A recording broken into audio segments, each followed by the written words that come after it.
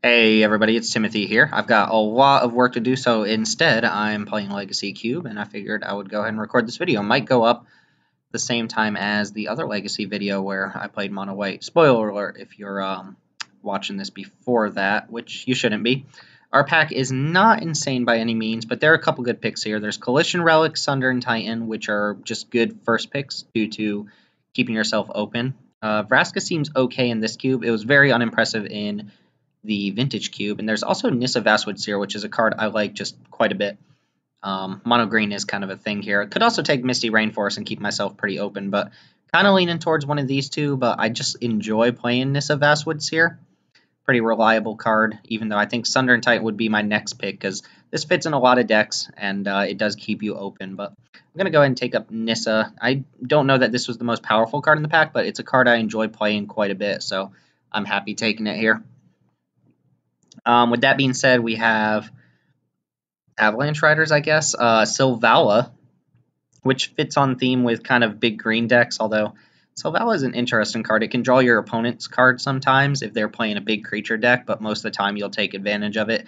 Could take Trop or Temple Garden, which would, go with Nissa. Nissa can only get basic forests, though, so it can't grab either of these from the deck. Also, Wolfear Silverheart, which is good if you end up being like a green beatdown deck.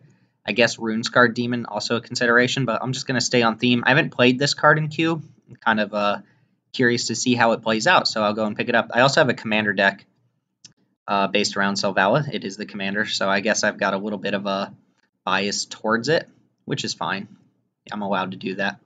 All right, good picks here. Phyrexian Metamorph is the one that stands out, but there's also Woodfall Primus if I end up being a green ramp deck. Along those lines, there's also Elves of Deep Shadow and Copperline Gorge, which you can't be too safe picking up dual lands, but leaning towards Phyrexian Metamorph, but Woodfall Primus might just be the better pick if I end up being an all-in green deck. It works very nicely with Sylvala, usually going to draw you a card, possibly even another card if you manage to persist it back to the board while Sylvala's out. For those of you who don't know, if a creature enters the battlefield and it has the greatest of power among all creatures on board, Sylvala makes that player draw a card, so it can draw your opponent cards. There's also Green Warden, which I think is a step below these other cards here. Phyrexian Metamorph is probably the safer pick here. I just really like Metamorph. I'm going to take Woodfall Primus, though. Try to stick to mono green if that ends up being what's open. This is 3-mana Lily. That card seems really good. There are some matchups where this card shines quite a bit, especially against, these random weenie decks like we played last time, Thalia. Nissa Vital Force, also pretty interesting. Can make some beaters, return a card from your graveyard to your hand, and the emblem just lets you draw whenever a land comes into the battlefield. Again, there are mana fixing options here, which I like. There's also Edric, which I don't think this is end up being an Edric deck. Dismember as well. Dismember is a good removal spell. I don't really need Wall of Blossoms. It doesn't work particularly well with Sylvala. It's not really doing too much. I think I'm just going to go and pick up this Nissa. Although I guess it could be right to just pick up Dismember. Yeah, I'm going to pick up Dismember. Maybe I get this Nissa back. There are a lot of decks that aren't interested in something like that. Gorklan Rampager. I don't think I'm going to be the beatdown, but I might just take Polakranos here. Could take Arid Mesa or one of these red cards. This is pretty good Elspeth, but I do like the idea of just cutting green here. Mirari's Wake along those lines can produce quite a bit of mana. And there's just not much else I'm interested in the pack, so I'll go and pick up Polakranos. Follow that up with Nature's Lore, lets you search for a forest and put it on the battlefield. So it's like a Rampant Growth, but it can get dual lands. Along those lines, there's Dromoka's Command, which is good if you end up having a bunch of creatures and you're playing against creature decks. It's also just very versatile card, being able to shut off an enchantment from your opponent or prevent damage from just a card like, I don't know, Anger of the Gods or something like that. The fight spell being pretty good at instant speed as well. Not too much else I'm interested in, so either Nature's Lore or Dromoka's Command. I think I'm going to take Nature's Lore here and hope to wield maybe one or two of the dual lands. Doesn't seem very likely. So now, kind of honing in, I could take Mystic Snake here. Could also just take a black card since Dismember, gets better if I have black in my deck, but doesn't necessarily need black. I'm just going to take Reclamation Sage. In this cube, I don't think you need to be main deck in Reclamation Sage, but it's a good sideboard option. Whereas in Vintage Cube, usually very happy to main deck it. Saw this card last time. Let me remind myself. Protection from artifacts. All right. That's a thing, I suppose. I really like this Emrakul. Seems pretty good in ramp decks, but I'm going to take Nykthos here. Nykthos can produce a lot of mana in a deck like this and could be a good way to ramp ahead. Unfortunately, not seeing a lot of like mana dorks or anything like that. I guess Fauna Shaman could be all right here. Other than that, I don't know, taking a double white card or a triple blue card or a double black card. Maybe Tetsamok is an interesting. I don't really see myself playing Fauna Shaman. Yeah, let's take Tetsamok. Who knows? Green black is a thing, right? Along those lines. So there's some options here. Runescar Demon, probably not what I want here. Wolfir or Temple Garden. Wolfir Silverheart is pretty decent if we end up being the beatdown, so I think I'll take that over the Temple Garden. Green Warden or Copperline Gorge. Green Warden's fine. It's basically an Eternal Witness. When it dies, you get another card back. Yeah, another big creature to slam on the board. I'm going to need to prioritize some early game creatures. Certainly some elves. We only saw one in this entire pack. It was Elves of Deep Shadow, which I guess is fine with Dismember, but not insane. Maybe Tetsamok makes the cut here. You never know. All right, so Edric or Razor Verge Thicket. I'm going to go ahead and take Thicket. Maybe I get Dromoka's command back, and then I'd be pretty happy playing that. Whereas Edric, there are some matchups where he's really bad, but some matchups where he's also quite good. Those matchups usually tend to be creature decks with lots of little game creatures. Guess I'll take Gore Clan Rampager. Don't really think I need Isolated Chapel here, so sure, Rampager. Isamaru. Alright, so this is kind of what we're looking at right now. Could always main deck this. I don't hate Read the Bones either, especially if we end up green-black. So I don't know for sure what I'm doing yet. I know I'm green. That's pretty obvious. We took all the green cards we could possibly take. And coming into pack 2, what do we have? So 5-mana Reanimator Lily, Phyrexian Obliterator, one of my favorite cards, but very hard to get it out. There's Scavenging Ooze, Terastodon, and Knight of the Reliquary as cards we could consider. I guess we could consider this Nissa too. I don't like Scavenging Ooze here. Could also take Hissing Quagmire if I think Tetsamok's going to be in the deck, which it looks like having 2 black cards and a pseudo-black card. Maybe we end up being green-black. Just value deck or something like that. Try to grind the opponent out. Terastodon is, I think, better as a reanimation target than it is as a ramp target. And I don't even really have a lot of ramp here. Tempted to just take this Nissa. But I really do like Scavenging Ooze. Just eat some graveyard stuff. It's very relevant in these cubes. Ooh, alright, so here's an option. Natural Order, kind of a busted card. Can sack off Scavenging Ooze and go get, I don't know, Woodfall Primus or something like that. But there's also Arbor Elf, which we might just need here. There's also Dark Confidant. This is not the type of deck you want to play Dark Confidant in, and Batterskull, which are quite good. Maybe nobody else will be in Natural Order, though, if I cut off most of the green cards in that first pack. I mean, somebody did take Nissa and Elves of Deep Shadow, so this is probably going to appeal to someone. Geist is also in this pack. There's Pestermite and Anger of the Gods. Xenagos is sweet too, but I'm going to just take the 1-mana Dork. Seems like we're going to need those. Bloomin' Marsh, Hornet Queen, Regrowth. I guess Kasali Pride Mage to a lesser degree. And then a bunch of other cards. Got to remember Avacyn's in this cube. I keep running into that. I'm probably just going to take Hornet Queen. There are some decks where you resolve this against them, and it's very hard for them to win. And if we pick up Craterhoof Behemoth, then this is a nice little curve into Craterhoof. I don't really want Regrowth, and I wouldn't mind Bloomin' Marsh, but don't necessarily need it. Okay, Avacyn's Pilgrim's nice. There's opposition here. I guess Bomat and Marsh Flats. These don't do too much. I'm just going to take Avacyn's Pilgrim for sure. There's Grizzle Daddy, too. Yeah, that's an easy mana dork there. Carnage Tyrant, you say? Well, here's a decent pack. Carnage Tyrant is not a bad card to ramp into, because there are some decks that rely on Planeswalkers and counterspells that this is just going to wreck them. Yavimaya Elder is a pretty decent card altogether. There's also Deathrite Shaman, which I think Shaman's probably a little bit overrated, but still probably pretty decent. Which do I need more here? I like Yavimaya Elder as a value creature. Just gets you 2 lands when it dies, so guarantees you're hitting your land drops. help mana fix too if we end up playing something off color, which right now we don't have anything that we want to play off color. And not much else. Maybe I wheel Deathrite Shaman, or maybe I wheel Carnage Tyrant, but I already have a couple big game creatures. I'm going to just take another value creature here. Ooh, Deranged Hermit. This is the one that makes a bunch of squirrels. This can make a lot of mana. I know Gaia's Cradle is in this cube. Maybe we get it. There's also Shaman of Forgotten Ways, which can tap for 2 mana, but only for creature spells, which is basically all we have right now. We have a couple non-creature spells, which are basically black. This card does add a lot of power to the board, so I think I'm going to take that over another Mana Dork. Yeah, let's go ahead and take the creature here. Pernicious Deed, O-Stone, Field of Ruin, or Obstinate Baloth. Do I need Field of Ruin for any reason? Maybe there are some lands that are worth sniping off here. Elesh Norn would be very, very strong. Elesh Norn is always very strong. Usually kills a couple of your opponent's creatures and also keeps your creatures buffed and sometimes just wins the game on the spot.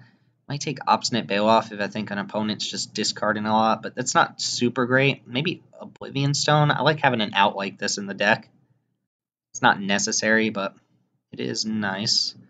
World Waker. I do like this Nissa a lot. There's also Kitchen Finks, and then there's Master of the Wild Hunt, which is a clunky card, but better in this cube than it is in other kinds of cubes. Tap all untapped wolves. Wolfir Silverheart is a wolf combo. Keep in mind we could be taking black cards too. I don't think I want Kitchen Finks here. Maybe I want this Nissa. Makes a 4/4. Untaps 4/4. It's a pretty good ramp card for these late game things. I think I'm going to take that over Master of the Wild Hunt. Just keep snapping up Nissas here. Don't currently have anything for Stomping Grounds besides Ghor-Clan Rampager. I don't think I really need to be taking that. So, wow, Dark Confidant coming late. That's a little rude. I will take Batterskull. Batterskull tends to be good in decks where you have big creatures. Ooh, I don't think I'm playing Regrowth, but I don't think I'm playing anything else either. Guess I'll take Chainer's Edict. Chainer's Edict is not a bad card, and here we're just playing straight up nothing. I'm not going to play a double black card, I don't think, and this isn't even that good, really, so I guess I'll take Hostage Taker. You never know. Carnage Tyrant coming back is nice. So I think for the last pack, we've already got a significant amount of beef in the top end. We're going to be looking to pick up some more ramp cards, you know. Currently we have 3 ramp cards. 4 if you count Selvala, but Selvala already needs a pretty big creature on board for it to be considered ramp per se. I do have 2 ways to play white cards currently, but I mean, we're already at 24 playables in these colors. And we're probably not going to play like Green Warden. Obstinate Baloth's a nice sideboard card. Yeah, I don't see myself playing Green Warden. Ooh, Dragon Lord Silumgar. What else? Ooh, Rathalos. Yes, sir. This is fantastic if we're majority mono green. Farseek would also be good, especially since it helps us play the black cards, and then that's about it. Yeah, this is easy, Rathalos. Exactly what we're looking for, and this ramps us pretty significantly. Although it always dies when you play it. Here, I really love Recurring Nightmare. How good is it in our deck? Guess it's pretty good with Deranged Hermit and Hornet Queen and Woodfall Primus. Although we're not really Reanimator, so you have to get creatures in your graveyard to make this relevant. Botanical. Wow, Approaches in here? I did not see that. Yeah, Fyndhorn Elves just seems like a solid card for our deck. As much as I love Recurring Nightmare, it's not really the be-all, end-all in our deck, and I'll just pick up one more guy. So now we've got a decent little suite of ramp creatures. 3 1-drops and 2 2-drops that can ramp us ahead, which I like. Garruk Wildspeaker, also pretty good in that vein. And Surrak the Huntcaller, not necessary by any means, but a card that would fit in this deck fine. So definitely picking up Garruk. I happen to like this card quite a bit. Follow that up with maybe Sword of Body and Mind or Harmonize. I like Harmonize in these sorts of decks. Sometimes you run out of gas and Harmonize can get you back in there. Sword of Body and Mind is fine. It's obviously a good sideboard card, but I don't think we'd be main decking it here. I could cut most of the black and just look to play mono green, which would make Rathalos better, Nykthos better. I'd be losing out on basically a draw spell, Chainer's Edict, and Tetsamok. I could keep Dismember in for sure. What do we have as far as removal goes, though? I guess technically a Reclamation Sage. Pool of Kranos can function as removal. Oblivion Stone can be mass removal, although this isn't really what we want to be doing. It's very good if you have a Woodfall Primus on board. Ooh, Verdur's Gearhulk Primal Command. I tend to like Primal Command in most iterations of the cube where green is a thing. I could also just take the big stompy creature. This is similar to Wolfear Silverheart, but it spreads the damage out a little bit more. Primal Command can interact with some obnoxious cards, gain some life, search for a creature. I don't know that maybe I need to search. Or I could just lay the heat with a Verdur's Gearhulk. Yeah, maybe I get Primal Growth back. Doesn't look like there are a lot of green drafters. Alright, Sword of Feast and Famine is a sword that I'm very interested in. This is the one that untaps your lands if you hit your opponent. And having protection from black is quite nice. Means that your creatures survive all the stupid, dirtily things like Ravenous Chupacabra and Necrotal. Otherwise, I could take Phyrexian Revoker, which is a decent card to interact with Planeswalkers and the such. I think I'm going to cut Oblivion Stone for now. I'm not in love with this Nissa either. It does nothing to ramp us, and building out a board of little creatures, little O1s, doesn't do too much.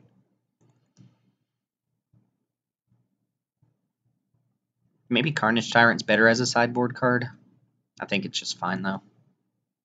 No Craterhoof, though, and Natural Order definitely did not come back, so that was a little sad. At the time, maybe if I could go back, I would switch out this Arbor Elf for Grey Merchant every time. Whatever I was saying, switch it out for the Natural Order, because Natural Order would be quite good with some of the green creatures we ended up getting. There's Ballista and Den Protector here. Den Protector is a pretty solid beater. It's good with, you know, these creatures that can pump it. And Ballista is also very good in certain matchups and is a decent mana sink if we end up, I don't know, going off with Rofellos or Nykthos or something like that. I think my deck probably wants Den Protector more, but I kind of like having Walk-in Ballista. It's not like I have a lot of like interaction to get back with Den Protector. I get taking it anyway. Ooh, Eternal Witness or Court of Calling. Or I guess this thing, but I'm not in love with this. If this were like the only reasonable card in the pack, I'd take it and sideboard it against people with lots of stuff. But as is, I think I'm just going to take Eternal Witness, the actual Den Protector, over Court of Calling, which, I mean, Court is good. Court is good. But yeah. Take Ewit. Wow. Dragonlord Silumgar coming back? Dragonlord Silumgar is like a first pick. I guess I'll take Trigon Predator. It's more likely I play that than anything else. Mimic Vat. I'm not going to play this Approach. Who knows? Mimic Vat can make the cut. Yeah, Surek can get in the deck, and I still don't need Taiga.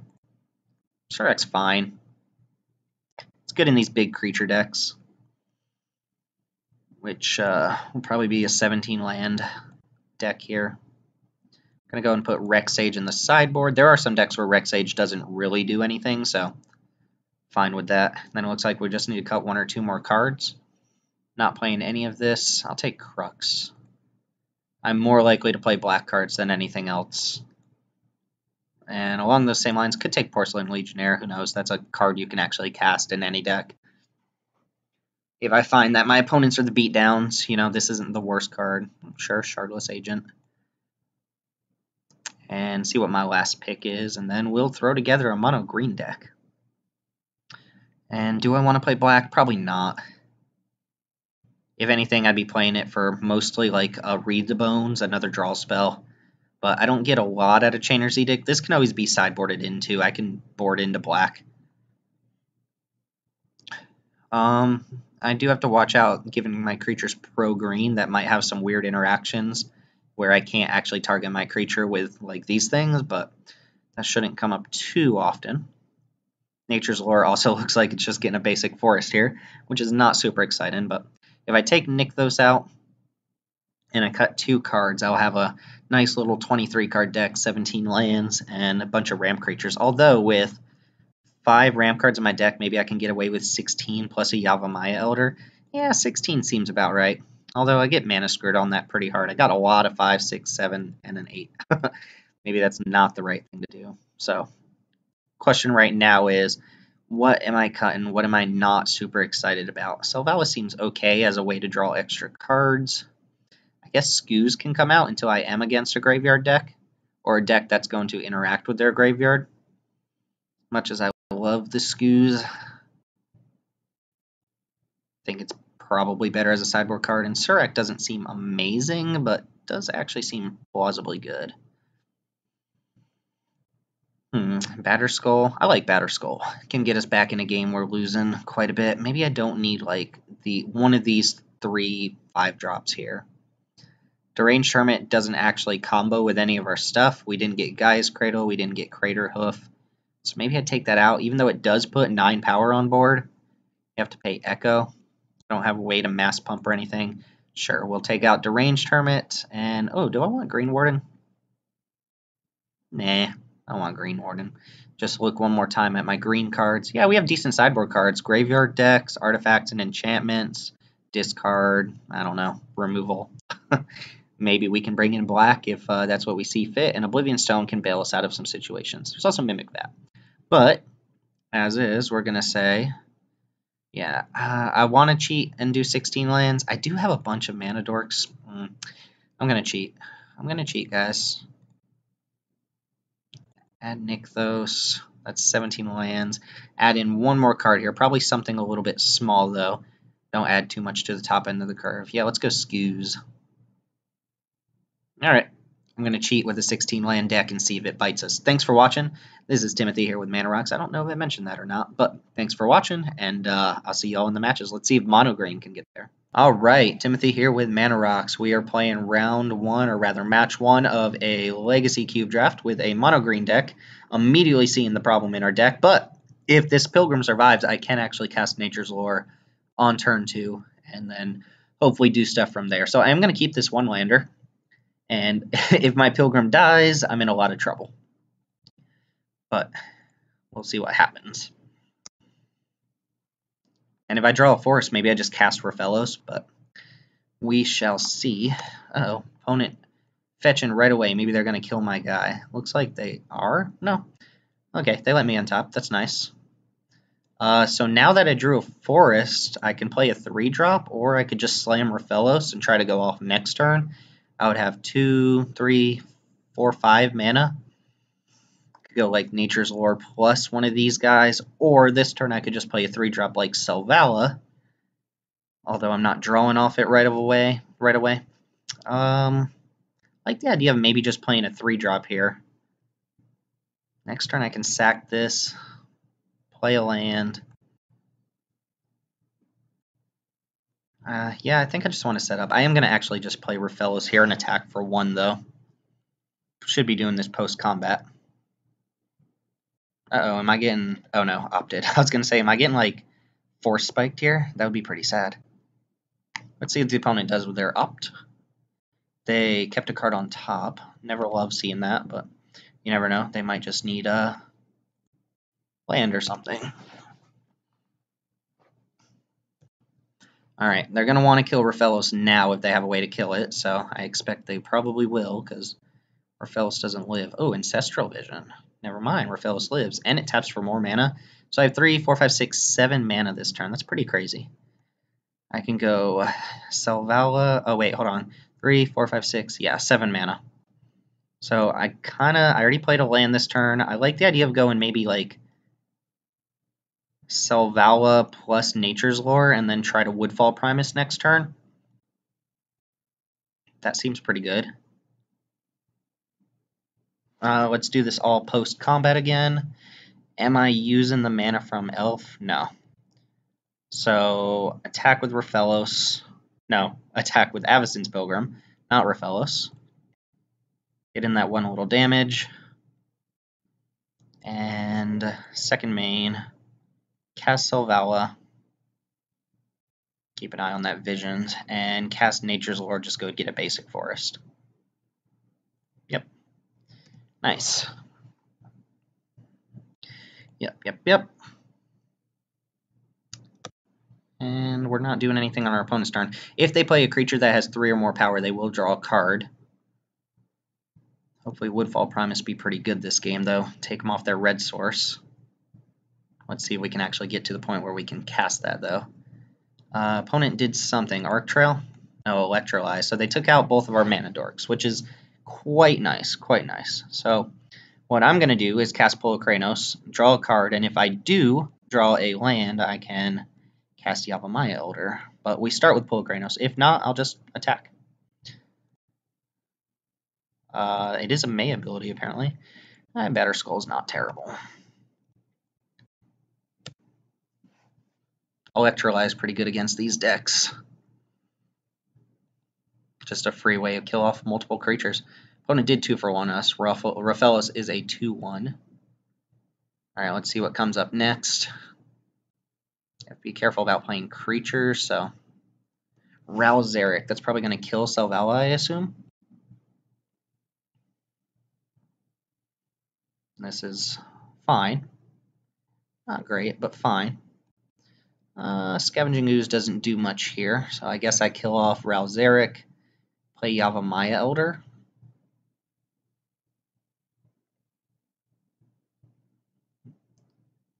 My opponent outvaluing me pretty hard here.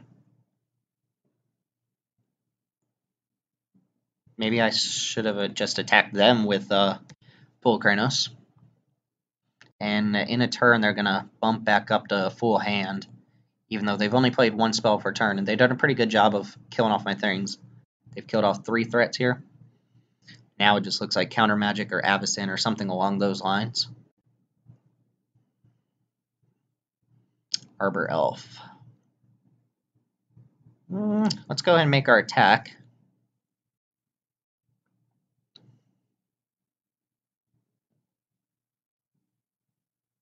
And just see what the opponent wants to do.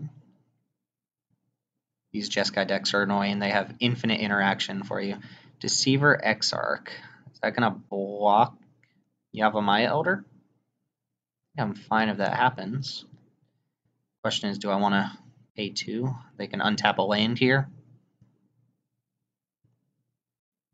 Tap down a forest. Alright. Let's see if they block. I might just sack this now. Not casting anything different here. No, I'll let that empty and see if they block the Elder or not. I assume they do. So now do I want to sacrifice? I think so. I would rather draw the card than let it go to waste if it's just going to die. I get to put these triggers on whichever way. I think I'm supposed to put the lands in my hand first. And drew Sword of Feast and Famine. Not super relevant against them. Alright, laying down, I'm going to go ahead and just cast this Scavenging Ooze. Oh, maybe they just have like Splinter Twin. They might be able to just win or something. Alright, I got Force Spiked. I will say no. And pass the turn. Again, infinite interaction, and my opponent's back up to 7 cards, so gotta fight through that. In what appears to be some sort of Splinter Twin deck. If they have Splinter Twin, I just lose here. I guess Kiki Jiki too, but they're 1 red source away from doing that. Okay, well this isn't Twin. This is something else kind of annoying. Duplicant. Duplicant is strong. It's going to take care of Pull Kranos and get 2 for 1 again. And now I don't have a lot of interaction going on. That doesn't do too much. So I could play Arbor Elf plus Batterskull this turn. Or I could go Surrak plus Arbor Elf. Yeah, I'll just cast Batterskull.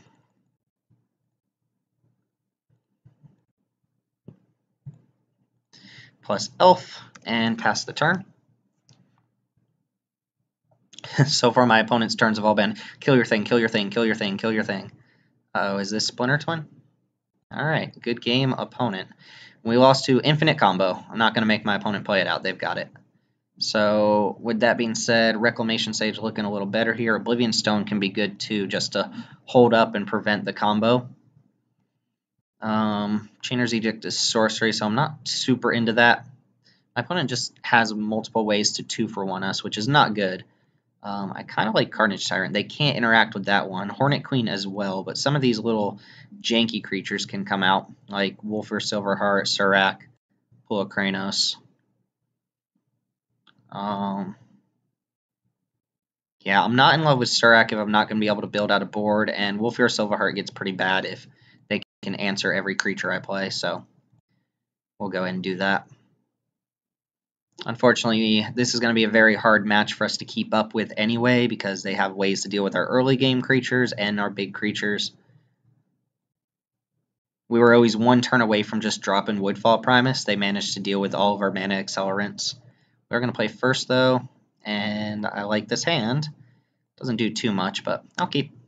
No accelerants. Kind of not a great spot to be in.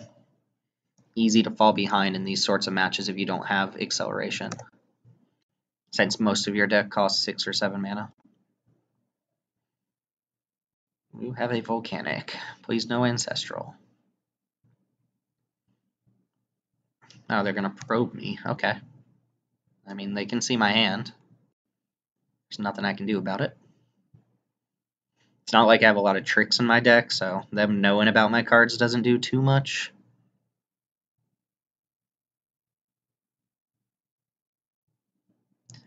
Go and play Scoos now.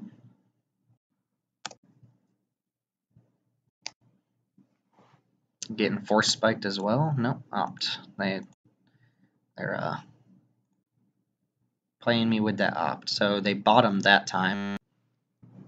Windbrisk Kites, that I would not have expected. I guess this is something you can cast when you have infinite Deceiver Exarchs. Doesn't seem like they're going to have a bunch of creatures to start using that. Okay, Dismember's actually a really nice card to have in hand for my opponent not to know about, too. Do I play around Force Spike by playing the card I care less about? Probably, but I'm still going to just play Nissa here. I think they probably would have Force Spiked Scavenging Ooze if they had it, but who knows. If I get Force Spiked, I get Force Spiked. If not, I get a Nissa on board. I get to thin out another forest from my deck. Not like my opponent doesn't know about that in the first place. And pass.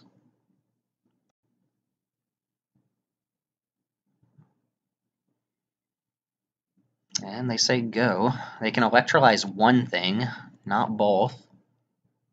I guess Deceiver Exarch could come here and just tap something down as well, which is fine and dandy. No? They're just going to take it? Alright. I will play Yavimaya Elder now. And opponent just didn't do anything that turn. I don't have 2 mana to pay for this, but I can actually exile a spell on end step here. That won't grow the ooze, but it'll stop them from, I don't know, maybe delving something. If any of those spells are in this cube. Treasure Cruise, Dig Through Time. Not entirely sure. This only gets counters if you exile creatures. Kind of worried what my opponent has. They have 7 cards and they haven't played anything yet. This seems good.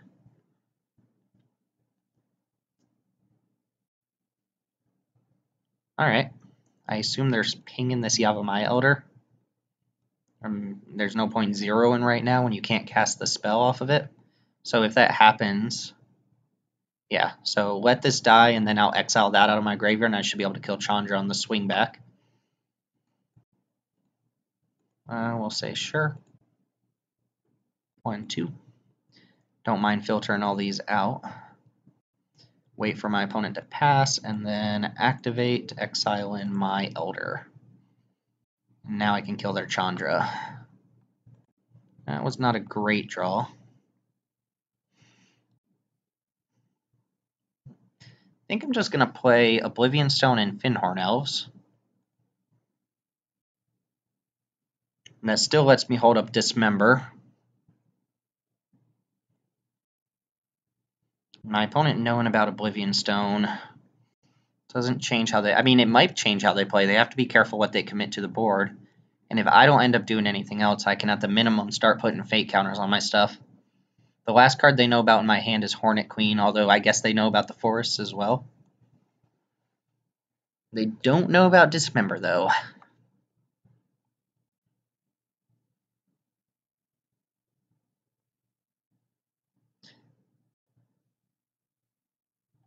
Alright, this is very interesting to me. It's weird, because they haven't shown us a lot of creatures, so it's not likely they can attack with 3 creatures in their deck. Unless they're going off with Deceiver, Exarch, and Splinter Twin, in which case you already have, like, infinite attackers. Do you really need a Windbrisk Kites card? Maybe. Maybe they have a bunch of creatures we haven't seen yet.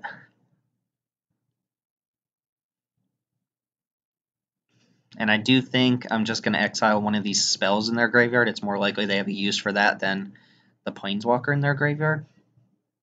Dragon Lord Ojutai. Well, that's a pain in the butt. Probably try to dismember that. I prefer that I don't have to, but I also can't attack through it. Let's get Probe out of their graveyard. I can play Hornet Queen here. Oh, Nature's Lore as well.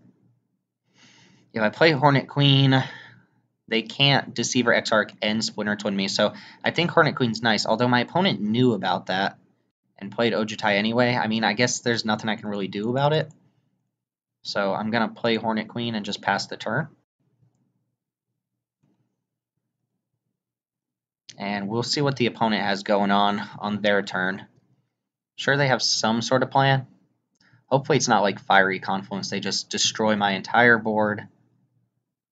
They could even do like destroy an artifact, deal 2 to everything, and then it's my Skoos versus their Ojutai. Well, let's just see what the play is here. So Ojutai does not match up well against 5 Death Touch and Flyers.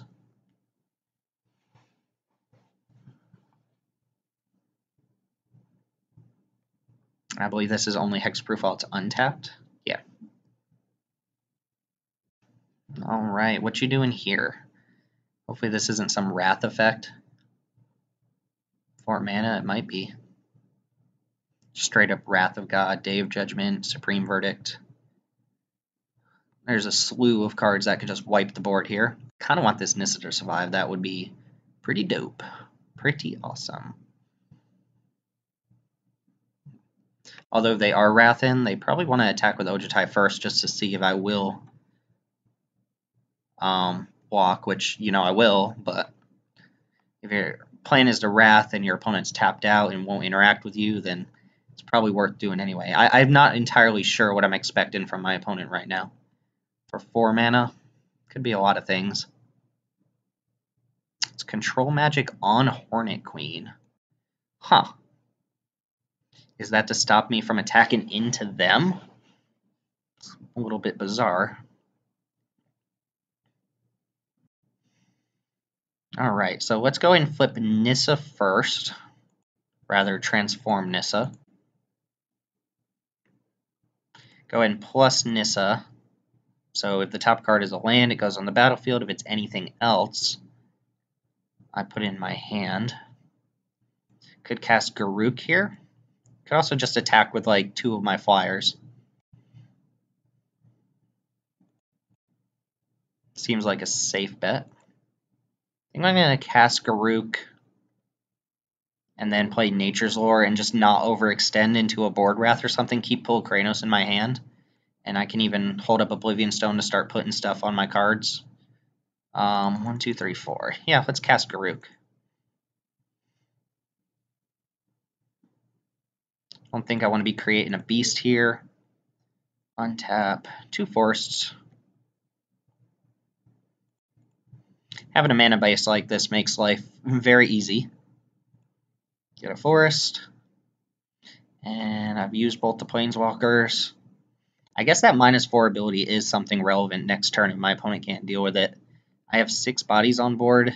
That adds 18 power worth of trample to the board. And what do I put the Fate counter on? Probably just one of the Planeswalkers, I assume.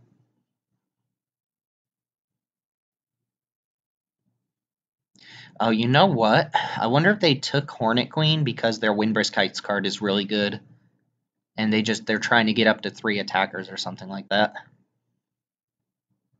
Otherwise, this looks really bad. I don't know what else they'd be taking. If Control Magic was just the best card they had last turn, then I can understand just playing it on something. Perhaps they wanted to just take Nissa, though. No, they don't want to take Nissa because if they play a 7th land, it transforms back under its owner's control. It exiles and comes back in under my control. So they definitely don't want to control Magic Nissa and then play a 7th land. That seems bad. The opponent is in the tank now, so at least we're giving them a run for their money, right? And start scoozing their graveyard here. 1, 2, so I have enough to put a fate counter on something and scooze 1 card out of their graveyard. Just going to take the opt. Again, it's more likely that instants and sorcerers in the graveyard are more useful to them than planeswalkers. Cards like Snapcaster Mage and stuff like that.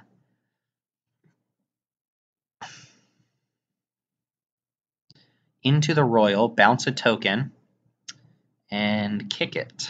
Okay. I'm fine with that. My opponent's using 4 mana to deal with a token. So I guess the goal here is to kill the other insect now and maybe kill some of my planeswalkers. Could be like Electrolyze. I mean, that's pretty good. Brimstone Volley, geez. 5 damage to that flyer. Alright. And they're gonna... Yeah, he has to attack Garruk, I think, is the plan. So now, if they attack with Ojutai on Garruk, I dismember it, and I should be able to kill them with just pure trample damage. 12, 13, 14, 15, 16. Yeah, let's just do that. So I give up the gig that I have dismember. 1. And now I get to just Garruk them. And my opponent doing all that to stop me from doing it means they probably don't have a different plan for dealing with this, so it seems like it's a good idea to go in on it. These all trample, so that should take my opponent out there. Alright, -6, nice. Alright, so them doing all that makes Deranged Hermit look a little bit better, right? They went through a lot of trouble to deal with tokens. Granted, that was against a flyer. Deranged Hermit's not going to be against a flyer. Obstinate Baloth doesn't look particularly good here. Neither do these planeswalkers that don't really defend themselves very well. Crux of Fate actually pretty decent, but not what we want. Chainer's Edict actually seems really good too, right? Against Ojutai and a deck that's not going to have a lot of creatures. Granted, this is also bad if they're just valuing us out with planeswalkers, but what have we seen so far? Chandra and Ralzeric? Do I want to cut a little bit of the mana base here? Add like maybe 2 or 3 swamps? Play a Chainer's Edict? I think that's a reasonable thing to do. I still have plenty of green mana for things like Raphelos and Nykthos. So if I cut 2 swamps, I can still have Nature's Lore plus Yavimaya Elder to get black. So I'll have a total of 4 black sources in the deck. Nissa can only get forests. Yeah, I kind of like that. So Chainer's Edict in the place of... I don't know. Maybe that's not even worthwhile, to be honest. I like my card quality. Scavenging Ooze doesn't actually seem too good in this matchup. Deals some damage early, but that's about all it does. Let's do it. Add some swamps to my deck. Just a couple. And let's see if that Chainer's Edict goes the distance.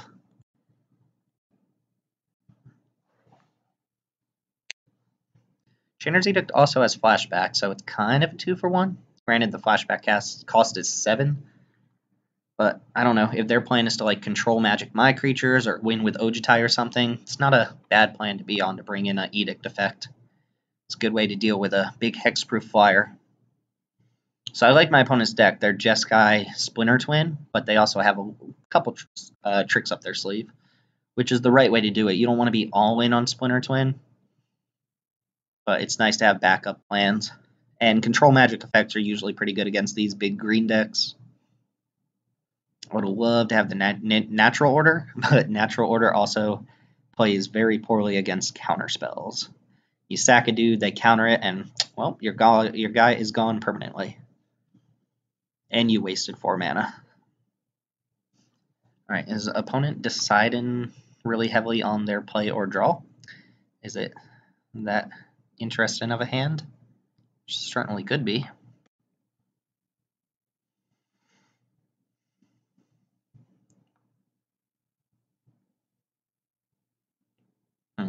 Alright. Well then.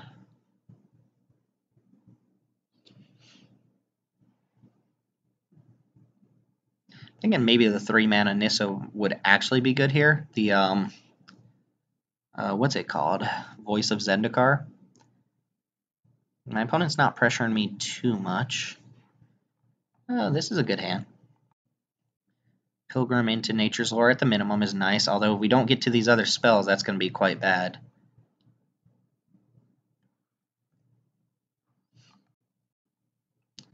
So let's see. Volcanic to start with. Nice. Could get Force Spiked here once again. Oh, no Force Spike. Let's see if they opt. No opt either. The Volcanic Island Tundra again. Alright, so what do we want to do with our lands this turn? Could play Nissa and just try to go fetch up another forest, or I could play Nature's Lore and go fetch up a forest. Or I could play Nature's Lore plus Fyndhorn Elves, which I think is what I want to do, although they have Electrolyze that plays into it very, very poorly. Playing Nissa doesn't actually get me ahead on mana, so I think I'm going to take the riskier route here. Now, I would rather Nature's Lore resolve than Fyndhorn Elves, so they do have whatchamacallit in their hand. Oh, this comes in untapped? That I did not know. Huh. Guess read the cards, right? Alright, don't electrolyze me, dude. Or dudette.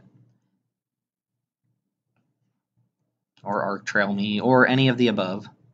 Okay, Mother of Runes against Pro Green, against a mono green deck. That's going to be strong. 1, 2, 3, 4, 5, 6 mana this turn. So I can play Nissa, untap 3 forests, and then play 1, 2, 3, 4.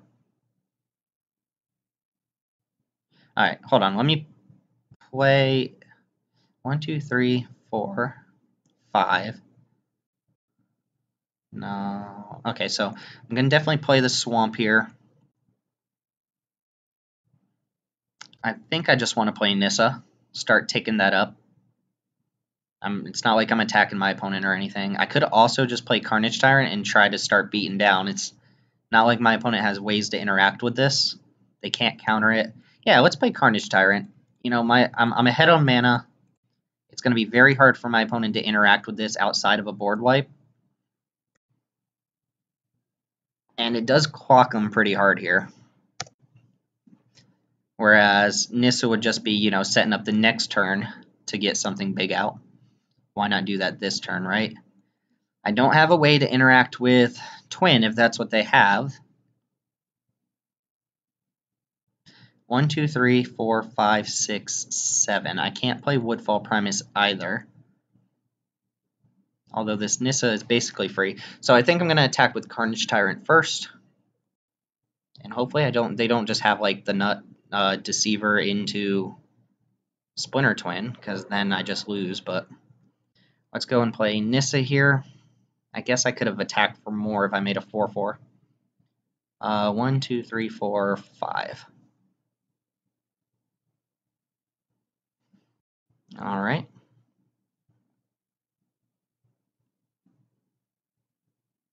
If they counter this means it's not likely they're playing like Deceiver Exarch this turn. So dismiss. Okay, that's fine. So this is counter draw card. It's the 2 most commonly used modes on Cryptic Command, but them doing that means that they're not Splinter Twinning me out this turn. 5 mana. All right, they have Ojutai.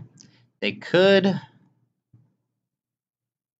Yeah, I guess they could trade Mother of Runes for this thing now. Ooh, Chainer's Edict was a fantastic draw there, because now they can give this protection from green and have it survive Carnage Tyrant. 1, 2, 3, 4, 5, 6, 7. I can play both of these.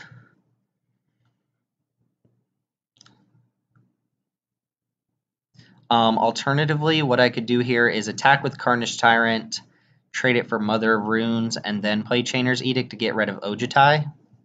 I think I like the idea of just saying bye-bye to your Mother of Runes first.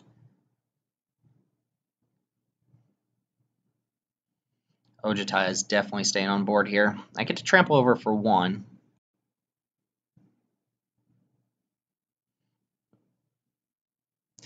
One, 2, 3, 4, 5, 6, 7, 8. 1, 2, 3, 4, 5, 6, 7. Never mind. Let's see. If I attack with everything and they block an elf, they take 8 damage this turn, which I don't think they're going to want to do. So maybe it's worth sending these guys in. If they attack Carnage, or if they block Carnage Tyrant, they take 1 trample plus 2 more. I think it's worth just sending the elves in. The downfall is if they kill one of these and they just take the 8 damage, I can't cast Woodfall Primus next turn. But I think I'm going to attack with everything here.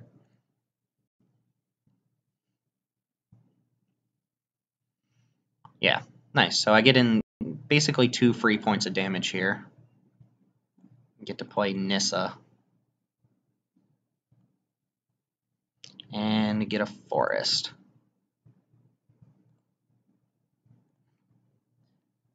Obviously a swamp would be great because I could flashback Chainer's Edict, but can't get a swamp with Nissa. Alright, see what they do now. If they attack me, that's not good for me, but it's also not bad for me because Carnage Tyrant gets more likely to come in. And Carnage Tyrant is lethal on its own, so maybe they're digging for an answer?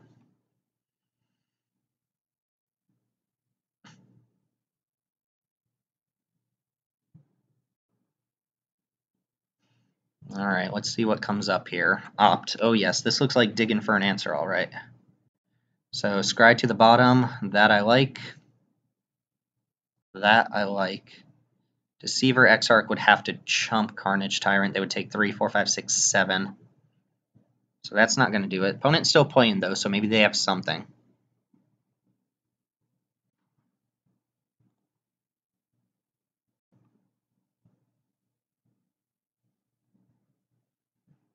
Probably just lead off with Woodfall Primus, right? 1, 2, 3, 4, 5, 6, 7, 8. Woodfall Primus just, I don't know. I mean, I could attack with Carnage Tyrant. It looks like they're probably going to flash in Exarch here. I can figure out attacks once they go to combat. They're letting me attack. Should I attack with everything? I think so. Just in case they do have a flash creature. I don't know, like Aetherize is going to get me or something. Deceiver. Deceiver to do what? Tap down a land? Oh, untap Ojutai. Nice. Yeah, I forgot this can untap your own stuff. They could double block Carnage Tyrant. Or they could eat a guy, block Carnage Tyrant. They're going to block my Nissa. Oh no, they are going to go for the double block.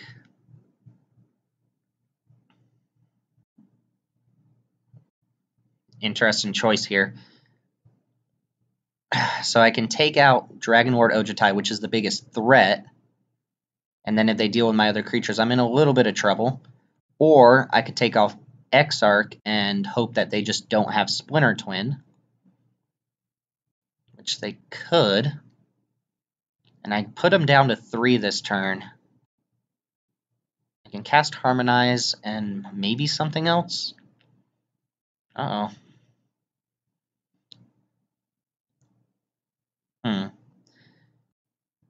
As bad as it is, I think it's probably right to just take out the Exarch. They might have to leave this back on defense. Although they're probably going to attack, try to draw into some stuff. Oh, and they have a path. Gross. I guess that lets me get my other black source at the minimum. So they're only going to go down to 5 here.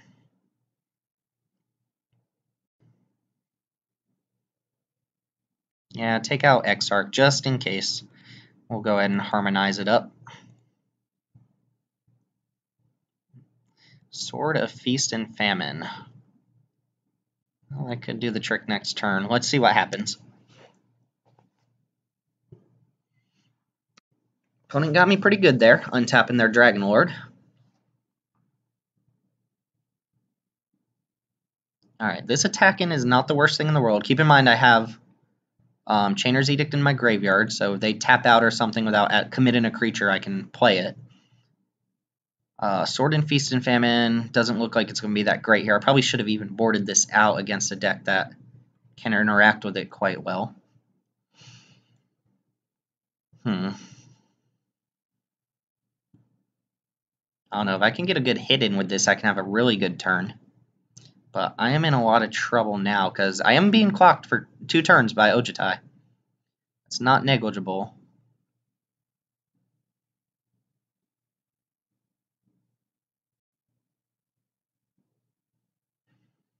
Alright, they found something. They're on 7 lands.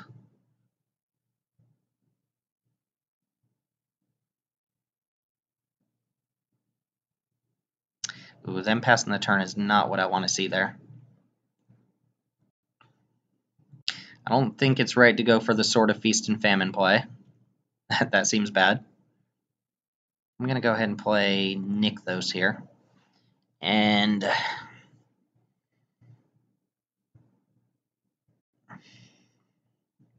think I'm just going to attack them here.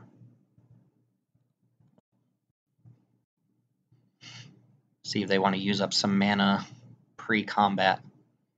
Resto, seriously? Gross. Alright, might be just like an O-Stone turn. Hopefully they don't have a counterspell for that. They're going to eat both of my guys. That's pretty bad. If O-Stone resolves, I feel okay about it, but I do have 3 in hand. They haven't shown us too many counterspells, to be honest.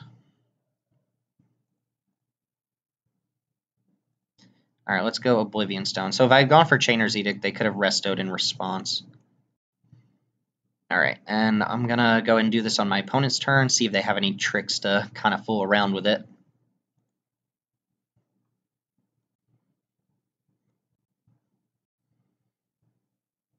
Does Resto go infinite with Splinter Twin? Tap it? No, it doesn't. Resto goes infinite with Kiki-Jiki, which they might also just have in their deck, right? Chandra, you're playing that into Oblivion Stone? I wonder what they're trying to do with that. They're going to 0? Control Magic. Well, that's just going to stay exiled, so Control Magic, not a great hit there. Why play the Chandra? Maybe they have an answer for this? They have, like, Nimble Obstructionist. How brutal would that be? Alright, ooh, so that was nice. So how much mana do I have? I have 5, 6, 7, 8, 9. They didn't have a counterspell for O-Stone, so I doubt they have a counterspell for Woodfall Primus. I think I'm just going to play that. Actually, 8. No, I don't have enough to use Nykthos. And this is going to snipe something if it resolves. Probably just right to hit Windbrisk Kites. I can't really take them off any particular color of mana, so I'll take them off the card that has a benefit. And now they have to deal with Woodfall Primus twice, basically, or they have to exile it. Because if they just kill it with a kill spell, it comes back as a 5/5, and we got it. Nice. Their hand was Vision Land. Alright, that was actually close there. They got us pretty good with that Deceiver Exarch and Path to Exile, so could have lost that, but we managed to scrabble it together. So, on to match 2. Alright, we're back from match 2. On the play, this hand is not good. It's not good. We have Dismember to kind of hold something off, but we don't have any way to ramp these things out. I mean, if I was on the draw, I'd be a little happier about this, but on the play, I don't know if this is a keep. Like, I'm just playing Sword of Feast and Famine to an empty board, maybe. I think I can do better. I guess this is actually fine on the play. I mean, land, Mana Dork, Nature's Lore is usually enough. And I'm going to keep, and yeah, I'll just keep the forest on top. Oh, I almost passed the turn without playing something. That would have been horrifying. But we've all been there before. And a white deck. I can play a 3-drop. Probably just going to play Selvala now. I could also play Pilgrim plus Nature's Lore. Go Wolfear Silverheart, but I kind of like playing Selvala. No, actually, you know what? If I play Selvala in that turn, I can't play Wolfear Silverheart the turn after anyway, so I'm just going to take this turn to set some stuff up. And right, I gotta be careful with how I do all this. Ooh, what if I get Mana Tithed here? How annoying would that be? Untap. And go get... I guess I can get a... Oh, no, this can only get a forest, right. Keep forgetting about that. And Smuggler's Copter. Alright, so now I like playing Selvala, which costs 3 mana. Can't do much else this turn except for just attack for 2. But hopefully this lets me start just drawing into some cards. So let's go ahead and just beat first. My opponent's incentivized to play a creature next turn because of their Smuggler's Copter. They want to start attacking. Selvala might draw him a card, which is annoying. Hopefully our cards are bigger and better.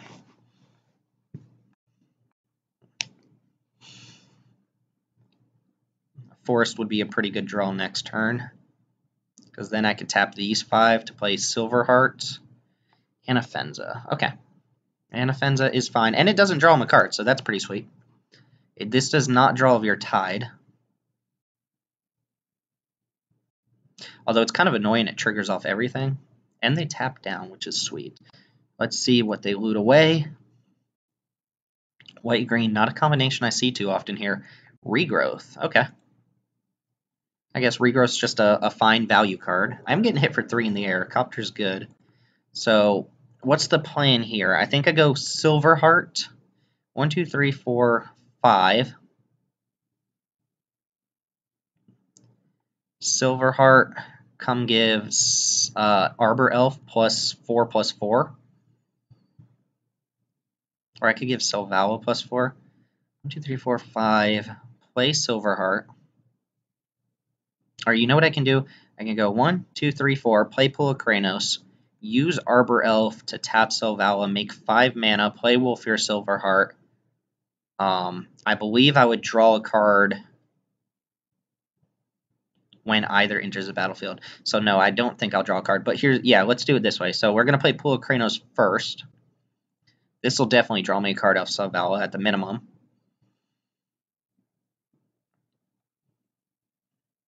With the Monstrosity ability, that doesn't come up too often. I guess it was best to tap Avacyn's Pilgrim. Although Pilgrim's going to go ahead and get the Wolfear Silverheart buff.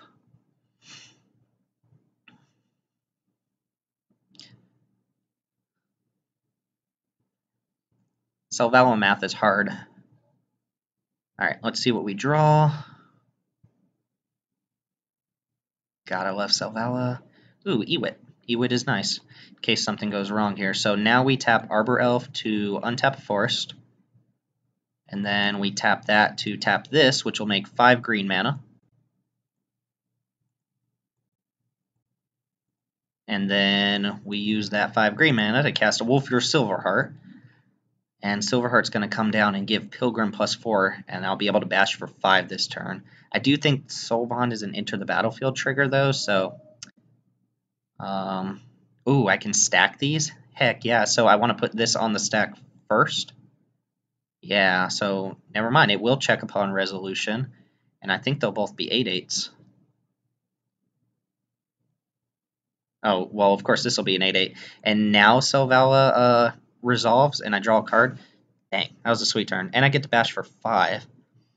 Plus, my board is huge. This is a very good turn 4 play. Selvala does that sort of stuff. Well, let's see what the opponent follows up with. I mean, all they have to do is kill, like, one of these two, and suddenly I lose a lot of power on board. But Pull of Kranos can stomp for a billion. I mean, Selvala produces 8 mana right now for 1 green, which means I can use this for 3, 4, 5, 6 if I need to. Plus I have Eternal Witness to get some stuff back if things go very poorly. And Soul Bond is a mechanic I'm very finicky with. I understand the basis of it, but there's some interactions that really kind of, I don't know what the word is.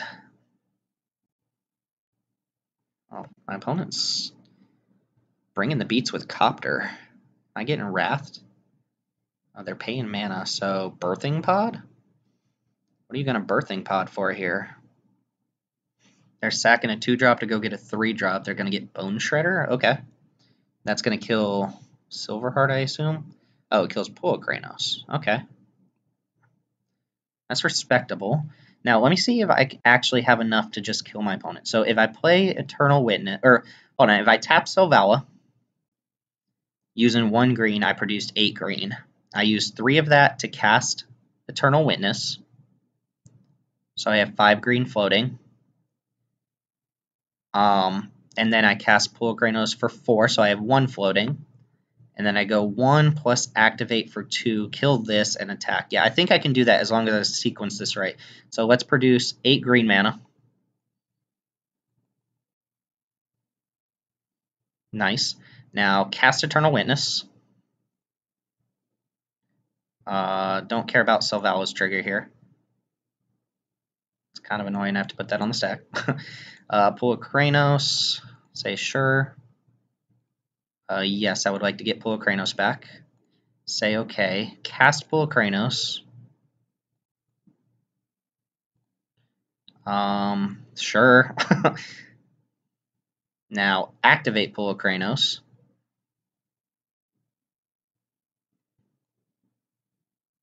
X is currently 1.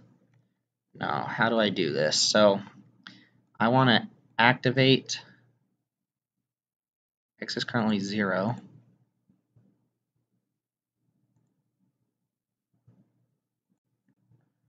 X is 2 now. Say sure. Target Bone Shredder for 2. Knock that out. And then yeah, lethal. Awesome. Turn 5 win. Dang, Selvala busted. Alright, sweet. So against just stuff, I mean, we saw at least 1 target for Rec Sage. It's kind of enough for me to bring it in. And again, I'll bring out like Surak or something a little dirtily. O-Stone could be good against these sorts of decks. They have whatchamacallit too, Birthing Pod. It's not something I want to ignore. Birthing Pod's actually pretty good. Trigon Predator would be good in this matchup, I think. I could do the same thing I did last time, but bring in blue instead of black and just play Trigon Predator. It's not a bad idea. Could also play Shardless Agent. I'm less into that plan. Is the Birthing Pod and Smuggler's Copter enough for me to do that when I'm already bringing in Rec Sage?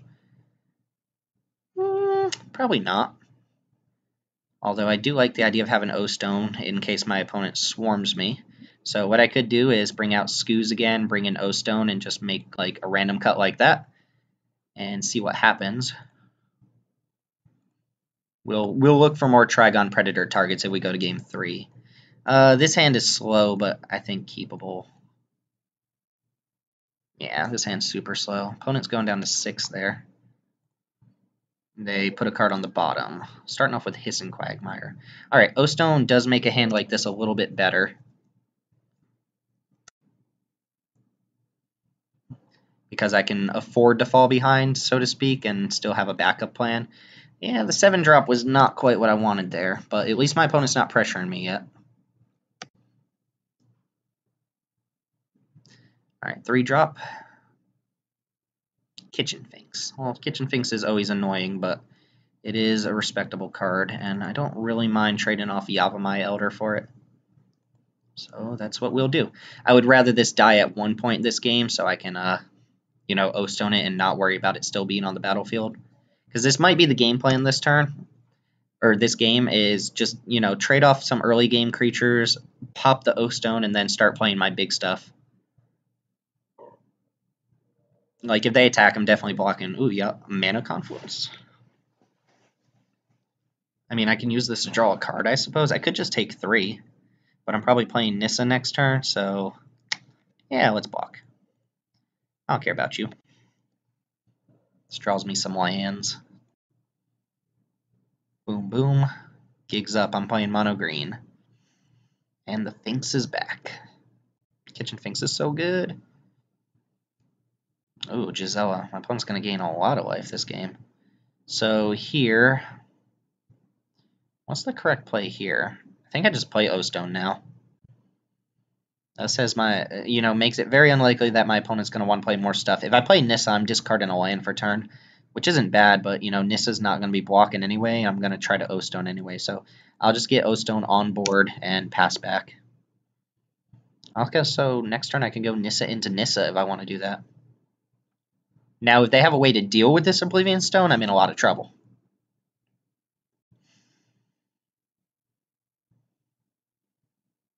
Bruna is in this cube. That would be sweet. That would be really cool.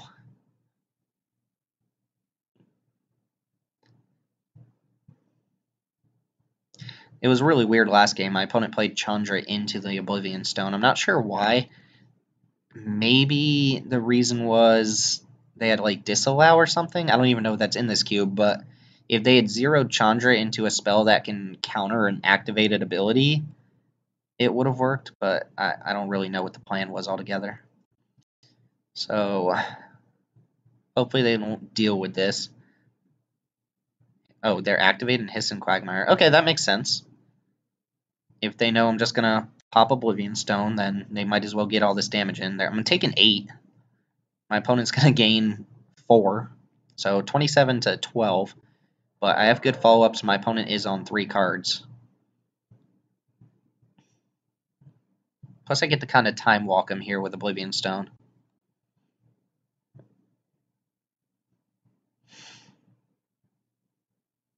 If they ever pass the turn. Oof.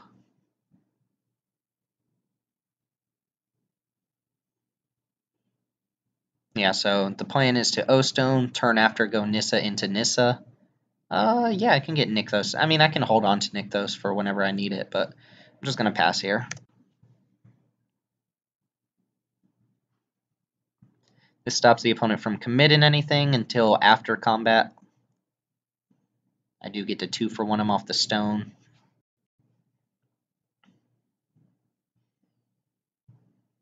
We'll do it. And see what they follow up with.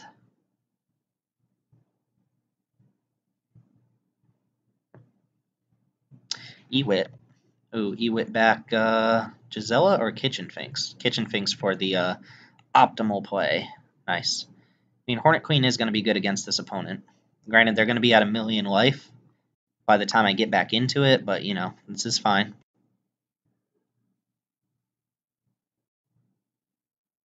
Gearhulk's also pretty strong there. So now I like going perhaps Nykthos.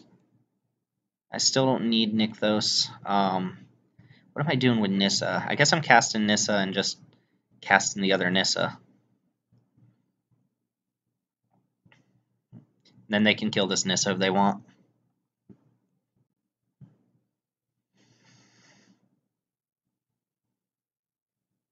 Could make a 4/4. Just turn one of my lands into a 4/4. It does permanently become a 4/4 though. Let's go. It is tempting to just make a 4/4 and look to block their guys. I mean, they can attack with Hissing Quagmire. This doesn't die. Or they could have a removal spell for the land, in which case I'm set back a land. And they can kill Nissa and deal me some damage. You know what? I like just... Although, this Nissa's going to die if I just play this Nissa because I'm not going to block with it. So let's make the slightly riskier play of untapping a land and making it a 4/4. Oh, it's tapped? Oh, it doesn't untap. All right. Read the card. Sure. Let's see what they do. All right, so Hissing Quagmire, they're going to kill Nissa, and that's so bad. Now I don't even have this Nissa on board. All right, so deal 4 to Nissa, 3 to me. Although if that's the best they can do this turn, you know, it's not the worst. Do I attack them for 4? What am I playing this turn? I can play Nissa, 1, 2, 3, play a land to transform it, or I could just play Hornet Queen, so I don't think I'm attacking. Yeah, let's go Hornet Queen here. That ought to be pretty good. Following up Hornet Queen with Verdurous Gearhulk isn't the worst thing in the world. Nice bodies to spread things out. They attack with Kitchen Finks, so, you know, I'll snap off an insect on it. Opponent's at a virtual 30 life. Anafenza doesn't bother me too much. This is part of a combo, though. Yeah, this doesn't bother me, so I guess you might as well eat through the insects. It's less damage I can deal back to them, too, if I have something like Craterhoof. Oh, yeah, right. I forgot they could do that. Yeah, it's just that's fine. That's fine. They're not going to gain infinite life here. So what's my play? I think I want a Woodfall Primus, perhaps just Hissing Quagmire. I have 8 mana, so I could have gone Verdurous Gearhulk plus Nissa. Yeah, we'll go ahead and play this thing.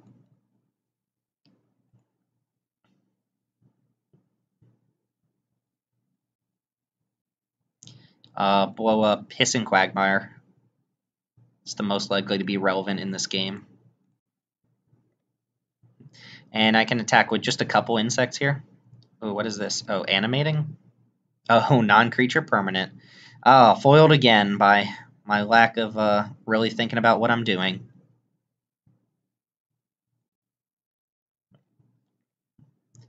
So yeah, Woodfall Primus destroys non-creature permanents, so them turning into a creature means it wasn't a valid target anymore. Not really thinking about my moves super well here. Not going to act like I am. But I'm fairly well stabilized against them, I think. I mean, they can just jam Kitchen Finks into me each turn. What is this? Massacre Worm 1. Oh, wow. Wow. This only gives my opponent's creatures -2. Oh, so I'm just dead this turn. To the random Massacre Worm. Alright, didn't see that coming. Massacre Worm is good against me. Very good against me. For that reason, I might not even want Hornet Queen. When this enters the battlefield, gain 4 life. This is a good stabilizer. Yeah, I'm going to make that cut. I am going to make that cut. And do I want Scooz here? Scooz is good against Kitchen Finks. So cut maybe one more thing up here. Baloth just seems fine at best. Not great, but they didn't show us a lot of creatures that can actually attack through 4/4, so I'm fine with it. Den Protector can probably come out. Sword of Feast and Famine is not bad against them. Yeah. All right, get out of here, Den Protector. I have Eternal Witness, so I don't 100% need Den Protector. Match 3, let's see what we got. 0 Acceleration Hand with a Sword of Feast and Famine, and not a lot else going on. It just needs like one creature to be pretty good, and having Dismember early is nice as well, but it doesn't do anything else, so I am going to mold this. Geez, this is not that good. This is not good. I'm going to try to scry a Mana Dork on top. Ooh, I'll keep Harmonize, I guess. This is not going to go well if my opponent curves out on me.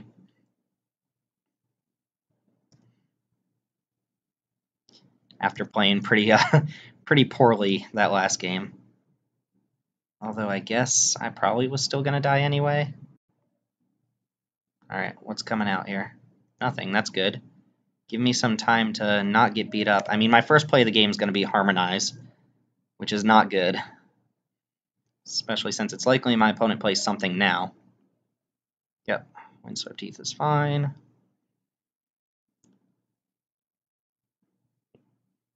Granted, my creatures do stabilize pretty well against them. Oh, Recruiter doesn't deal too much damage.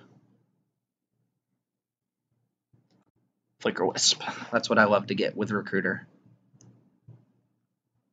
Probably Kitchen Finks or Anafenza.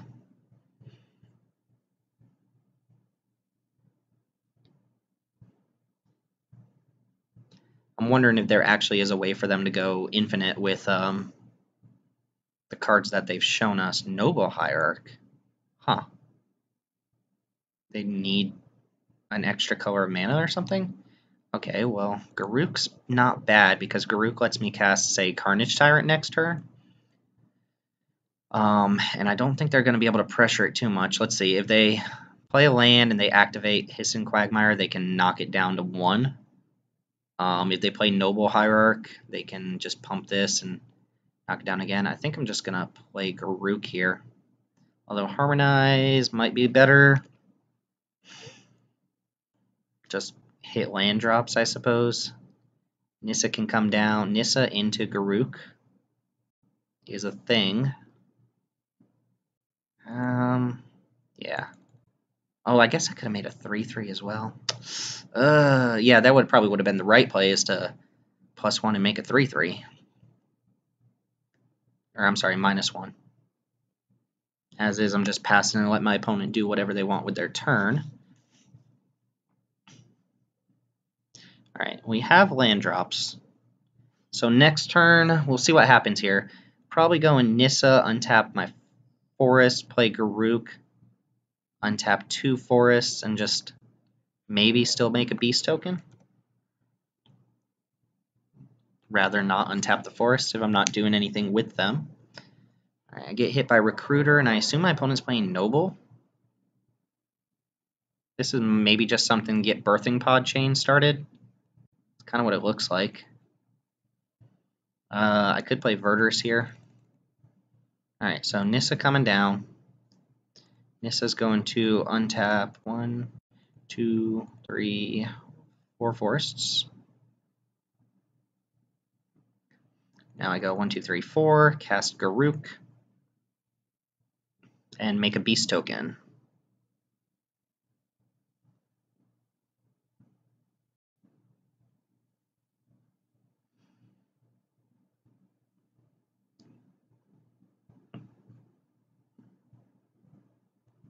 I mean, if they have something like Bone Shredder, then Recruiter can kill Garruk this way, but not Nissa.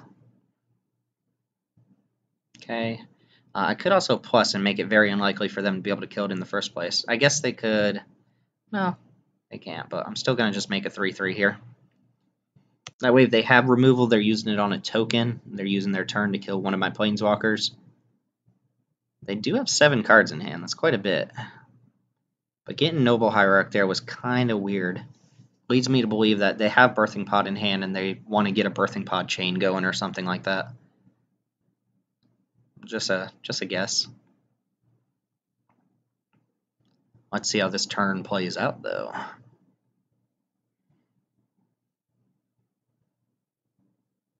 I mean, you can see how much mana I can produce just on my turn. Shriek Maul. Alright, so that will come down. They're evoking it, too. So I think they're going to kill Garruk this turn. It's fine. I would rather them use cards like this on the tokens and, you know, deal with this stuff. That's going to kill Garruk. Sure. Now, on my turn, I can play Woodfall Primus and actually kill that Hissing Quagmire, assuming they don't have mana to activate it, which they do. So I'm not going to make that same mistake. Council's Judgment. Okay, well, never mind. Now I can't do that. My opponent dealt with my stuff. And I'm just going to drop Carnage Tyrant here. Which means Hissing Quagmire can get me pretty good.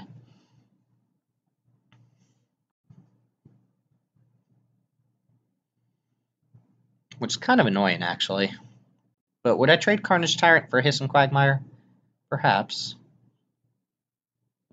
Alright, they do have Birthing Pod. They can activate it. Let's see what they get there. Anafenza, okay.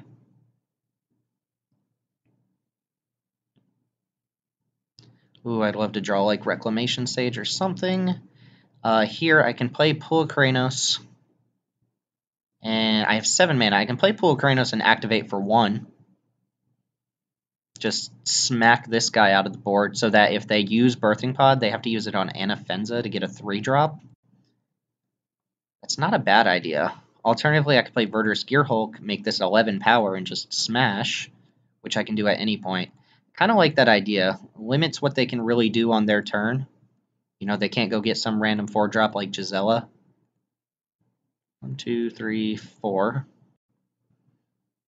Yeah, I'm going to do that. 1, 2, 3, activate. 1, 2, 3, X is 1. Say done. Target. Homeboy. Say okay.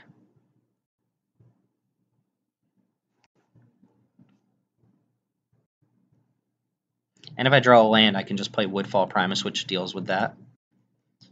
Alright, big creatures on board. I don't know what mana cost Bone Shredder is. I think it's a 2-drop, but Bone Shredder can just take care of Pool of Kranos.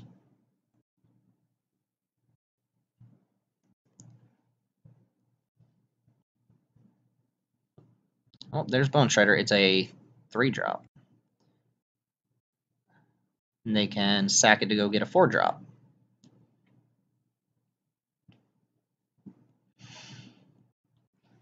Okay. So, Pool of Kranos is dead. Guess this doesn't kill artifacts. If I had known they had exactly that, it might have been right to go get Verdurous Gearhulk. They're going to go get Gisela here, I assume? Something like that. It's going to be a 4-drop, yeah, Gisela, but the counter has to go on Anafenza. Okay. I wonder if they actually have Bruna in their deck. So what's the play here? If I attack with Carnage Tyrant, they could trade both their guys for my guy. This isn't enough to first strike it off unless they have some weird spell. Woodfall Primus can come down and take care of Birthing Pod, or I could play Verdurous Gearhulk and just pump this, but then they get the option to do Birthing Pod. So I think what I'm going to do is attack first and just see what they do. If they want to double block, that's fine. If not, then, you know, take 7.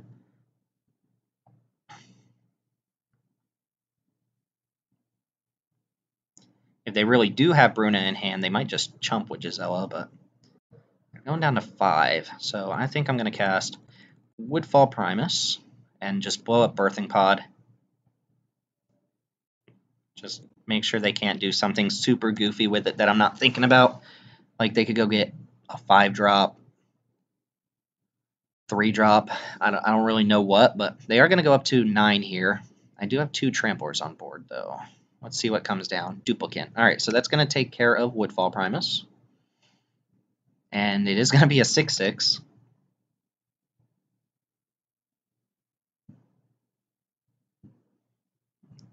I assume I'm getting hit for... Oh, I'm getting hit for 5 here. Ooh, 6, 7, 8.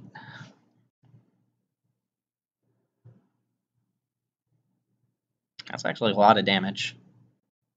Alright, so now I go Verdurous Gearhulk, just stack all of the stuff on this guy, since he's Big Trampler, and have to not die on my turn. They do have to block with Duplicant, so it'll go down to a 5/5, or they'll go down to 5. And I can play Yavimaya Elder and pass the turn and just see what happens here. 15 points of trample, they can go up to 10 life. Close game, close game.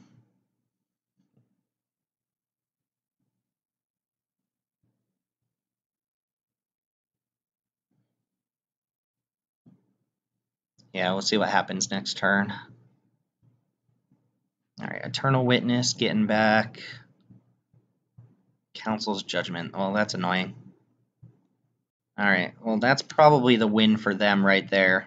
Because now they get rid of the Carnage Tyrant. And now I don't really have a good answer for Gisela. Yeah. Alright, that was pretty good. Unless I can deal 10 to him this turn somehow, which I don't foresee happening. Youch. Reclamation Sage. Not quite here, so we're going to go ahead and draw a card with Yavimaya Elder. Stack that backwards. 1, 2. Nope, I stacked it correctly on accident. And draw. Ooh, Oblivion Stone. Can I play that and activate it? Ooh, yeah, bailed myself out on that one. So I do have enough to play this and activate it. Might as well get in a hit first. I imagine they're just going to like double block here or block with Eternal Witness or something. Still not out of the weeds. I need to draw something that deals with my opponent's creatures. Because Hiss and Quagmire's, you know, a threat that can actually... Oh, opponent taking 4 there is nice.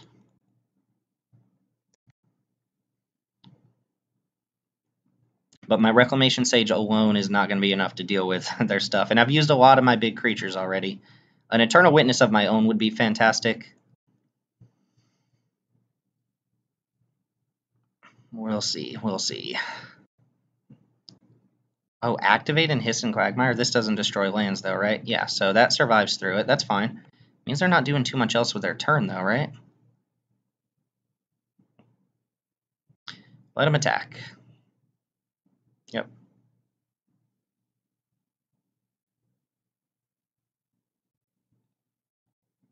I mean, I got an extra turn out of that. Otherwise, it would have been just dead, but now I'm at 4. And they had, gross, Smuggler's Copter as well. I mean, I guess I have a way to deal with that, plus a thing that chumps. I don't have a way to draw a card off Selvala here. But I'll play it, play Reclamation Sage to take out Copter, and hopefully draw another big creature, Wolfir Silverheart or something like that. This has turned out to be a very close game. Yes, I would like to blow that up and say go. If they attack with Quagmire, I'm going to block with Reclamation Sage. If they play something like Massacre Worm, I'm in lots of trouble. Uh-oh, here comes something. God Pharaoh's Gift, you've got to be kidding me. What are they getting back here? Gisela? And that kills me. Plus they draw a card. Alright, that was a really good game. I'm kind of sad it turned out that way, but my opponent 2-for-1 me. But anyway, I'll see y'all in match 3. And here we are again at 1-1 in the finals. Just got outplayed, and I played pretty sloppy in that last game. So, God, another hand with just no acceleration and not a lot going on. Den Protector is not even that good when you don't have much going on.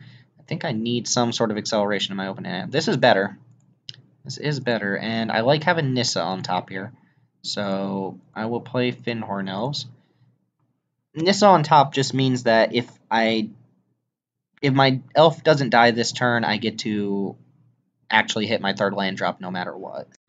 And Deathrite Shaman's fine. So we will play the Nissa. And go get a forest.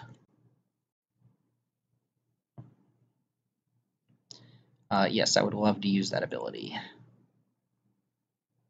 And pass the turn. Next turn I can play Surrak or Garruk, and Surrak could come down with haste.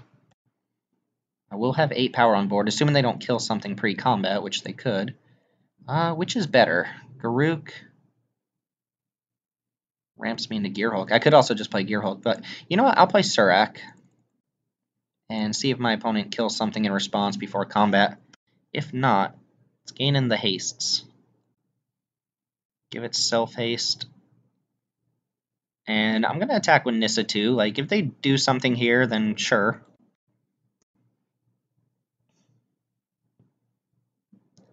No, they just took 7. So hitting them for 7 on turn 3 is a big deal.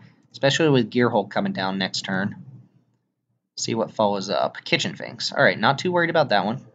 They could trade both creatures for... Actually, no, I'm going to put counters on it so that doesn't happen. Ooh. Ooh. Could go for the overrun here. I'm going to just suit them up.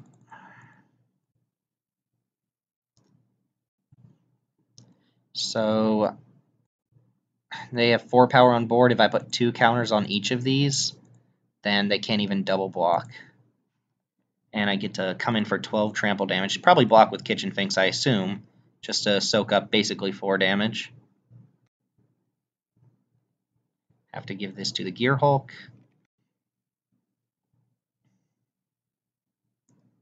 And and swing. I did not mean to swing with that Nissa. Now that's going to block here. Yep. That was a bad trade. Oh well. I did just put my opponent down to 4. With Garruk coming down next turn. Alright, let's see what the follow-up is. They can gain 2 life off of Exile on the Nissa. Another reason, perhaps, I should not have done that. They have 4 mana as well. Ewit's getting nothing back. Just playing blockers here. Float in a red and doing nothing as well. Weird. Huh. Alright, well, whatever blocks Verdurous Gearhulk can be dismembered, so what I'm going to do is go ahead and play Garruk, make a 3-3, and give that 3-3 haste. Okay. Opponent's seen enough. And we didn't see very much of anything. Just another green deck for the most part. Rexade usually pretty good against them. I mean, we saw what? Deathrite Shaman, Eternal Witness, and Kitchen Finks? I guess that's another reason to bring in Scooz. Never mind, Scooz is already in. Alright. I guess Mimic Vat's also good against Scavenging Ooze. I'm just going to submit as is. So submit the way it is. And this time we can keep our hand. I like having Nature's Lore even if I don't have a 1-drop, so this looks fine. Opponent going down to 6, and mulling to the bottom. 1-drop would be great. Nope, Forest. Alright, pass turn. I feel like Batterskull is usually good in these matchups too. This makes your creatures bigger than their creatures. And no 2-drop from the opponent is nice. I'm going to Nature's Lore here for a Forest and pass. So basically, snatching the play from my opponent. I'm up a land, they're down a card. Blue, huh. So they're not mono green. And here, I prefer to play to have my Elder when I have 5 lands, so I'm just going to play Nissa. Could play Selvala as well. Although I don't want to give them the first impetus to draw a card. I could just play Batterskull next turn, though. So yeah, let's go Selvala. They play anything that has 3 or more power, they will draw a card. Hopefully it doesn't have 4 or more power, so I can still draw off my Batterskull. Huh, okay, so nothing. I think I go Batterskull here. See if I can draw. And that happens. Oh, you know what? Do I draw off that? Because it comes in as a... Yeah, okay. So that all happens at once. And I'll just attack here.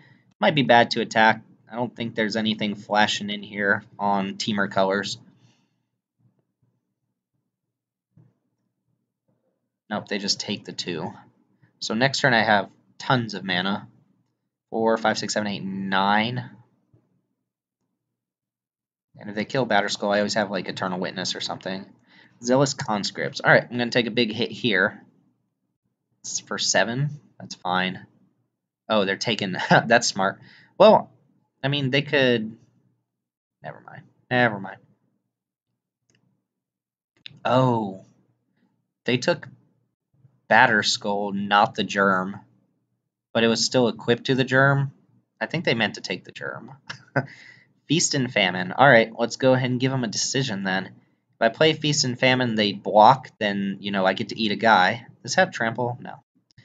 If I play Feast and Famine and they don't block, I get to just play out more cards. So we're going to just use our turn to do that. And I'm going to put it on Selvala. It might be correct to just put it on the Germ for more life, but at least this way I get to attack with both creatures through a Conscript. And if they want to block, they're going to block probably Selvala. If not, I get to untap all my lands. Sweet. And well, I get to reanimate a creature. That doesn't matter, though. Played a land. I think I'm just going to go Yavimaya Elder.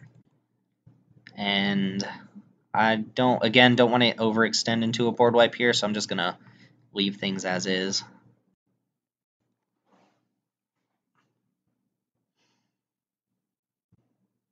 Rampaging Baloth. This is the one that makes a 4/4 when a land comes in.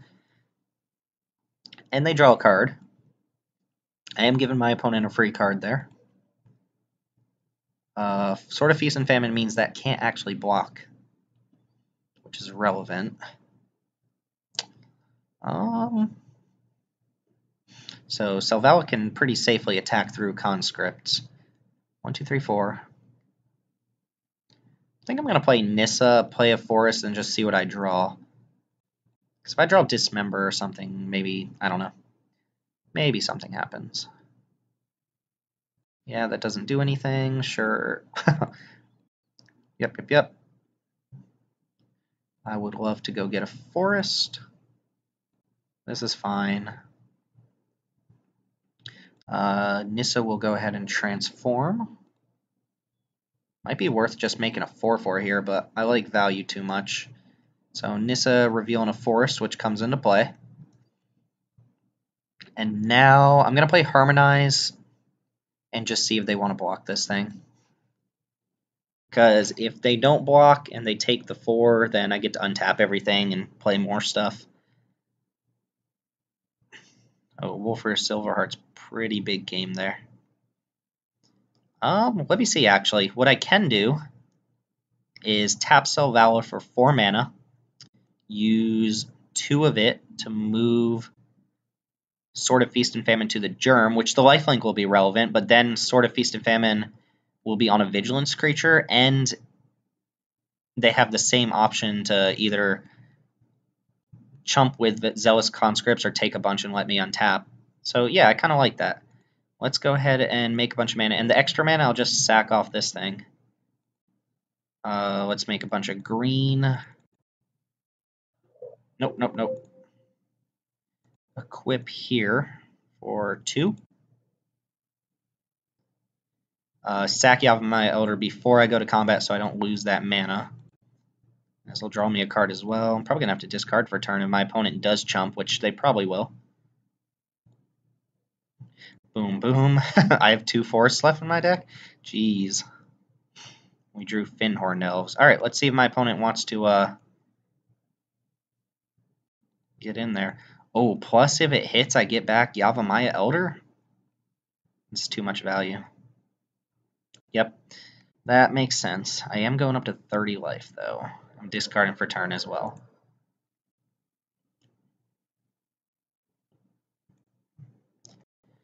Alright, pass the turn.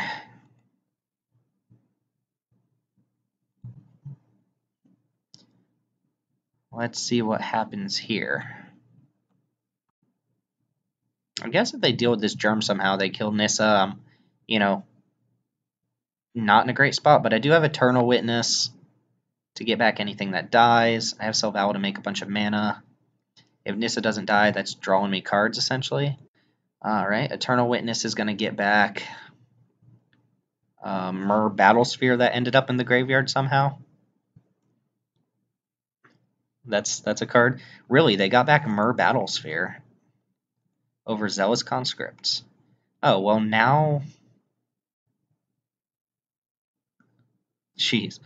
So I want to... Oh, now they're just... Oh, no, never mind. So how does Soul Bond work with protection from green? So what I can do is I know I can move Sword somewhere else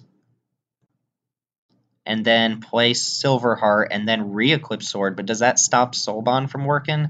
I don't think it does. Let's find out. Go ahead and plus this first. We hit Nykthos, which currently makes not enough mana. Alright, so let's go ahead and move Sword here. 1, 2. Play Wolfir Silverheart for 1, 2, 3, 4, 5. How do we want to stack this again? We want that trigger on the stack first, and Silverheart to target this. Then Selvala will draw us a card. This is so much value. This is insane. And then now I want to move this back here and just see if the pump stays the same. Let's actually activate Nykthos. Green, 1, 2. Produce 4 mana. move the sword back to this. Because if all of this works and they have nothing, they just die. Oh, I guess they don't actually just die. Never mind, yeah, it would be exactly 10 damage. And they can't block this germ. Play Fyndhorn Elves. Jeez, I can keep going off here. Produce 10 mana. I'm just being greedy now. Cast Carnage Tyrant.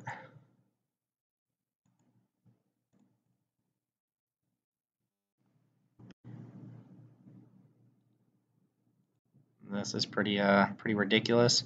Cast Eternal Witness. Gonna get back Harmonize. Because all these lands untap if get out of here. Get back Harmonize. Oh my god, what is happening? Yes, I would like to get back Harmonize. Alright. I'm done outvaluing my opponent, and let's just see if we can kill him with this.